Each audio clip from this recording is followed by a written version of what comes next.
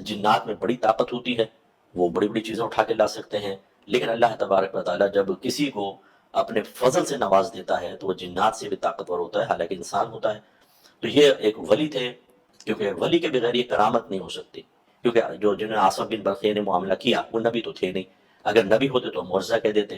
تو جب غیر نبی سے اس طرح کا کوئی معاملہ ہوتا ہے کہ جو عام آدمی نہیں کر سکتے تو اس کو معجزہ تو نہیں کہتے، اس کو کرامت کہا جاتا ہے، اور کرامت جس سے ظاہر ہوتی ہے اس کو ولی کہا جاتا ہے۔ اور ولی اس لیے کہتے ہیں کہ ہمارے نظریے کے مطابق اللہ تبارک و تعالیٰ اس کو ولایت سے نوازتا ہے، ولایت مانے اپنی خاص دوستی، اپنی خاص محبت، خاص ایک منصب عطا فرماتا ہے، جس کو ولایت کہتے ہیں۔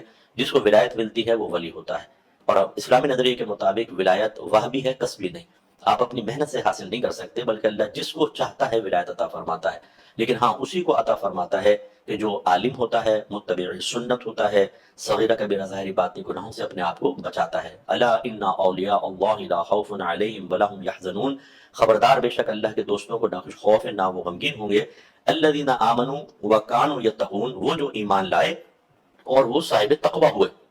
تو غیر متقی جو ہے، جیسے آج کل کے جھوٹے بابے شابے بنے پڑے ہیں مزاروں کے اوپر فراڈیے، یہ اللہ کے ولی نہیں ہوتے۔ اللہ کے ولی متبع سنت ہوتا ہے، اس کا ظاہر اور باطن بالکل شریعت کے موافق ہوتا ہے، وہ صاحب علم ہوتا ہے۔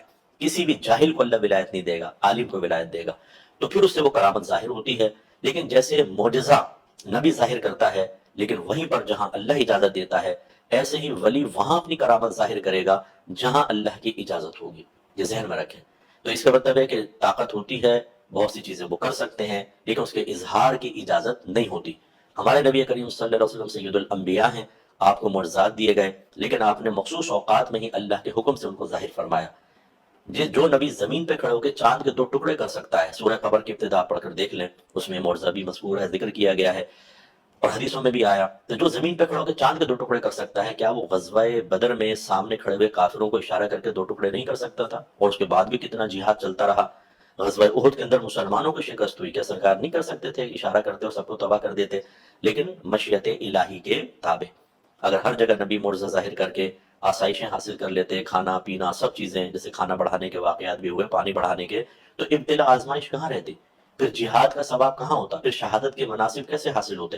اس لیے ان کی اظہار طاقت مشیت الہی کے تابع ہوتی ہے۔ ایسے ہی اولیاء عظام کا معاملہ، یہاں اجازت تھی ظاہر کر دیا، ہر جگہ وہ ظاہر نہیں کرتے ہیں، یا اللہ تعالیٰ ان کو منع فرما دیتا ہے۔ اس سے ایک بات کا جواب ہوا، بعض لوگ اولیاء کرام کے اوپر اعتراض کر کے ان کو گالیاں بک رہے ہیں اور برا بھلا کہتے ہیں، اور کہتے ہیں کہ اگر تمہارے ولیوں میں اتنی طاقت تھی تو یہ غزہ کے اندر کیوں نہیں مدد کی، فلاں وقت میں کیوں نہیں کی، فلاں وقت میں کیوں نہیں کی۔ میں انتہائی دائرہ ادب میں رہ کر ان کی طرح بدتمیزی کے ساتھ جواب دیے بغیر ہی گزارش کرتا ہوں کہ ایک کافر یہی اعتراض ہمارے رب پر بھی کر سکتا ہے کہ تم کہتے ہو تمہارا رب قادر مطلق ہے، اس کے پوری کائنات کا ذرہ ذرہ اس کے قبضہ و قدرت میں ہے، تو پھر یہ بتاؤ کہ غزہ میں مسلمانوں کو شکست کیوں ہے؟ کہاں تھا تمہارا رب؟ کیوں مسلمان تنگ دستی میں ہیں؟ کیوں مسلمان پستی میں ہیں؟ کیوں غیر مسلم ترقی کر رہے ہیں؟ کیا جواب ہوگا؟ ایک ہی جواب ہوگا، بھئی اللہ کی مصلحت ہے، مشیت ہے، طاقت میں کمی نہیں ہے، لیکن اللہ تعالیٰ اپنا قدرت کا اظہار ہر جگہ نہیں فرماتا، بلکہ وہ آزما رہا ہے، مسلمانوں کو آزما رہا ہے، فلاں کو آزما رہا ہے، آزمائش میں ڈالا ہوا ہے۔ اس کا مطلب ہے کہ حکمت کے تحت اللہ تعالیٰ نے اپنے اظہار قدرت کو روکا ہوا ہے، ورنہ طاقت بہت ہے۔ تو پھر اولیاء اور انبیاء کے بارے میں حسن زن قائم کرنے میں کیا پرابلم ہے؟ اگر تو بر وقت مدد نہ کرنا یہ کسی کے عدم قدرت اور عدم قدرت رکھنے اور ناقص ہونے کی دلیل ہوتی، تو پھر یہ اعتراض تو پھر اللہ پر کر کے معاذ اللہ کو اللہ کو ناقص کہے اور یہ کہے کہ اللہ کے پاس قدرت ہی نہیں ہے، ورنہ ایسا ہوتا تو پھر، تو اس لیے یہ غلط رویہ ہے۔ میرے بچے جو مجھے سن رہے ہیں، اس کا یہ میرا کلپ بنا کر آپ یہ ڈالیں اور سب کو یہ اطمینان دلائیں کہ بالکل اولیاء عظام کے پاس کرامات ہوتی ہیں، نبیوں کے پاس معجزات ہوتے ہیں، وہ اللہ کے مقرب بندے ہوتے ہیں، لیکن یہ سب چیزیں مشیت الہی کے تابع ہیں، اس لیے وہ اللہ کی مرضی کے بغیر اس کو ظاہر نہیں کر سکتے ہیں۔ اس سے یہ کہاں ثابت ہو گیا کہ وہ ناقص ہے، نامکمل ہے، کمزور ہیں، یا کسی مقام پر ان کی کرامت ظاہر ہوئی اور دوسرے مقام پر نہیں ظاہر کی گئی تو پہلی کرامت کا انکار واجب ہو گیا، کیونکہ دوسری جگہ نہیں ہوئی تو اس کا مطلب پہلی بھی نہیں ہوگی؟ یہ کیسے ثابت ہو گیا؟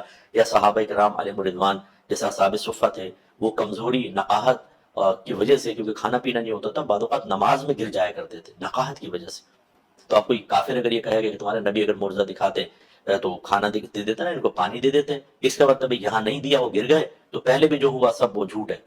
کیا ایسا کہنا صحیح ہوگا؟ بالکل غلط ہوگا۔ ایک جگہ اظہار نہ کرنا، دوسری جگہ اظہار کیے ہوئی چیز کے انکار کو تو مستلزم نہیں ہے۔ اللہ تعالیٰ سمجھنے کی توفیق عطا فرمائے۔